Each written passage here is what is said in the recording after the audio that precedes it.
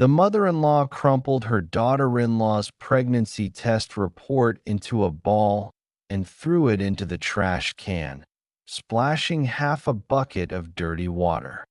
You dare to brag about carrying a girl? My son's family line must not end in your hands.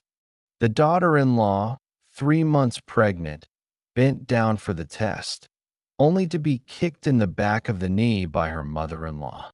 She fell to her knees with a thud beside the trash can, water streaming down her trousers. Her hands trembled as she turned the crumpled paper, her throat feeling like it was stuffed with cotton. The doctor said it might be a boy. The mother-in-law sneered, grabbing the blood pressure medication bottle from the table and slamming it in front of her. I think you're just trying to trick me into serving you. Years ago, when I gave birth to my son, I was still working in the fields when my husband came in. Seeing this scene, he only frowned and pulled his mother towards the living room. Mom, please say less. She's pregnant, the daughter-in-law said, watching her mother's retreating figure. Suddenly, a sharp pain shot through her abdomen, and cold sweat instantly soaked her back. That night, she went to the emergency room, where the doctor said there were signs of threatened miscarriage and advised her to rest in bed. She called her husband, but her mother-in-law's loud voice came from the other end. What's with the fuss? I had 3 children, and there weren't this many problems. The call was abruptly ended. She touched her belly, tears silently streaming down her face as she lay down on the pillow. The next day, her mother-in-law didn't show up, but her second aunt from her hometown came, carrying a basket of eggs. She held her hand and sighed. Your mother-in-law called me and said that if you don't give birth to a son, you want a divorce. She asked me to come and persuade you. The daughter-in-law's heart sank. She silently turned on her phone to record the conversation, listening to her second aunt rambling on about how her mother-in-law was plotting to get her husband to find someone to have a son, how she hid her folic acid tablets, and how she was able to get out of bed a week later. It happened to be her husband's birthday, and her mother-in-law prepared a table full of dishes. Suddenly, she brought out a bowl of dark soup. This is a folk remedy I asked someone to get. Drinking it will guarantee you a son. The daughter-in-law looked at the bowl of soup with unknown impurities floating on it, and her stomach churned.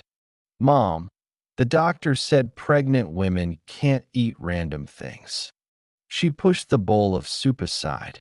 Her mother-in-law immediately slammed her hand on the table and cried, You just don't want to carry on our family line.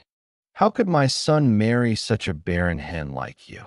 Just as the husband was about to speak, his daughter-in-law suddenly put her phone on the table. Her aunt's voice came through clearly. She hid your folic acid tablets, saying it's good you can't conceive. Let your husband have the baby with that widow.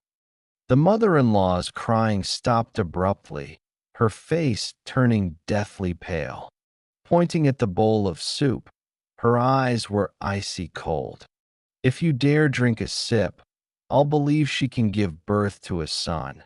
Otherwise, stop playing these tricks. She then looked at the husband. Whether you keep the child or not is up to you. But if you do, you have to follow the rules. No one can harm her. The husband looked at his mother, then at his wife's protruding belly, and suddenly slapped himself. I'm sorry, I didn't protect you. He poured the soup into the trash can and said to his mother, If you want a good life, behave yourself. Otherwise, go back to your hometown. The mother-in-law stood there stunned for a long time, then suddenly sat down on the ground and started crying. This time, no one comforted her. She didn't go back to her hometown, but she never dared to elevate her son's status again. Every day, she prepared nutritious meals for her daughter-in-law in various ways, and she would secretly get up at night to knit little sweaters for the baby. The day the baby was born was a boy. The mother-in-law held the little one in the walled house, grinning from ear to ear, her wrinkles crinkling into a flower-like shape. The daughter-in-law lay in bed, watching this scene, and suddenly felt relieved. Her husband held her hand and whispered, "I was confused before." Sunlight streamed through the window, falling on the baby's rosy face. Actually, life isn't about winning or losing. A family united is more important than anything else.